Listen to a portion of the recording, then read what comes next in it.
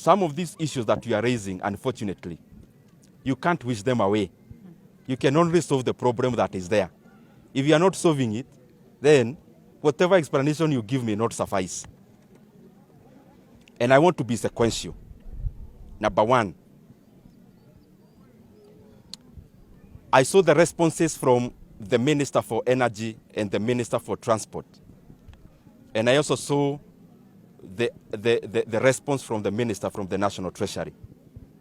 Of note is that yesterday morning, there was conflicting responses from the chair of EPRA and his CEO. Even the responses that were given by ministers, I wish they had communicated in the morning so that even if they are responding and even if they are not telling the truth, at least to align and give one side of the story. Otherwise, Kenyans may lack faith by seeing conflicting information coming from the same government. The critical issue is this one. The fuel price now currently in Kenya, just citing petrol, is 186 shillings. If you cross the border and you go to Tanzania, in this month, they are equivalent of EPRA that does the same that EPRA does. If you just check or you call anyone in Tanzania, the petrol prices in Tanzania currently is 142 shillings. The petrol prices in Uganda currently is below 182 shillings, marginally lower than Kenya. But diesel is much cheaper than Kenya, of course, because diesel in Uganda is below 170 shillings. If you go to Ethiopia, the current price of liter of petrol is maybe around 122 Ethiopian birr, which is also below 125 Kenya shillings. If you go to a place like Rwanda, Rwanda prices are also below 170 per liter of petrol. So the basic issue here is that the fuel prices in Kenya have been high, not because of global issues, but because of exorbitant levies and taxes. And of note is that the government actually introduced a levy of 7 shillings last year. And that is why, even when global oil prices went down, Kenya never noted, because that is the period when the government then inserted the 7 shillings as part of the fuel levy. I also, because I read some of the responses, because I was really looking forward to getting the truth. It is good that the Minister for Energy and the Minister for Transport restricted their responses to the issue at hand. But it was very disappointing to see the Minister for the National Treasury trying diversionary tactics. I want to remind my brother that he is no longer the chatterbox he used to be. Now he holds a position with responsibility. And the docket where he holds and which he is the minister or cabinet secretary is an empirical docket. It is not a theoretical docket. His responses always need to be quantitative. You can't give tales on issues about figures because figures are glaring and they are stubborn. Now, the question or the answer that we need from them, one, it is there in the response of the minister or the cabinet secretary for energy that there was actually an introduction of 7 shillings last year. So the question is simple. Where is that money? Now, in their responses, they tried to justify that this money that was borrowed, that was introduced, was actually used as collateral to take debt, to take a loan from our local banks. Now, that loan is to be paid by Kenyans for the next 7 years. For the next 7 years.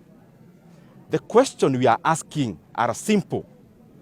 By the maturity of the 7 years, how much money will Kenyans have paid for that loan? That is number one. Secondly, why is this money not being treated or included as part of the national debt? Why the urgency of hiding this loan in a separate book from the book that is known by our leaders and from the book of loans and debt and obligations that is known by Kenyans. What are you hiding? The other thing, is this debt sovereign guaranteed? Is it guaranteed by the sovereign called Kenya? The last thing that I want to bring about, and the reason why I call this a scandal, Kenyans are borrowing now, or are made to borrow, 175 billion Kenya shillings. But after 7 years, Kenyans will be paying an extra 100 billion to the banks on top of the 175 billion. What is the urgency for? And in their responses, I saw they are trying to justify construction of roads. Construction of roads in Kenya is not an invention that has been done yesterday. All the regimes have been building tarmac roads.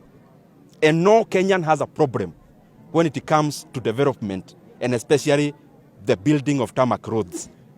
The problem is that there has never been any other time that Kenyans are borrowing illegally and coming to Kenyans to explain using construction of roads. We have always had roads, but we have never been in an abyss where we are borrowing illegally for the same purpose. And I want to request, when we hear these issues, we are hearing them because all of us as Kenyans are stakeholders. If Kenyans ikienda pahali baya, inaharibu sisi wote. Na ya mwisho, these banks that are a part and parcel of this scandal, I want to ask them, when you are lending this money, 175 billion Kenya shillings, what is coming there as your collateral? In case there is a government policy that abolishes the 7 shillings. Because the 7 shillings is not added through a referendum. It is only through a gazette notice from the minister. If there is a new minister tomorrow and they do the reverse, so what will the banks be holding? So what we need to do, and what I beseech all of us, and especially those with the responsibility in leadership positions, let us not continue to defend the indispensable. It is glaring. And if it's not glaring, recognize this debt the way it ought to be recognized, because no one will accuse you of borrowing illegally. I saw another response talking about a special purpose vehicle and a lot of kizungu mingi. Kenya Roads Board is a fully owned entity of the national government, and there is no way you can detach financial obligations of Kenya Roads Board from that of the sovereign called Kenya. And therefore, even if you want to do some financial engineering, it is important for us to do it within the PFM Act. And it is also important for us, as we make decisions, not to overburden Kenyans just for us to get the political utility today. The 175 billion Kenya shillings, the cost is an extra 100 billion. We need to ask ourselves as Kenyans, is it worth it? Kwani kuna siku wa Kenya hawatahitaji barabara? Then hii bilioni ya nini? 2027 wa Kenya watahitaji barabara. 2028 wa Kenya watahitaji barabara. So hii mambo ya kukibiza wa Kenya na kuongeza deni zaidi ya deni, na hiyo deni kuwekwa kado ya madeni, I think that is what is basically suboptimal when it comes to prudent management of public resources.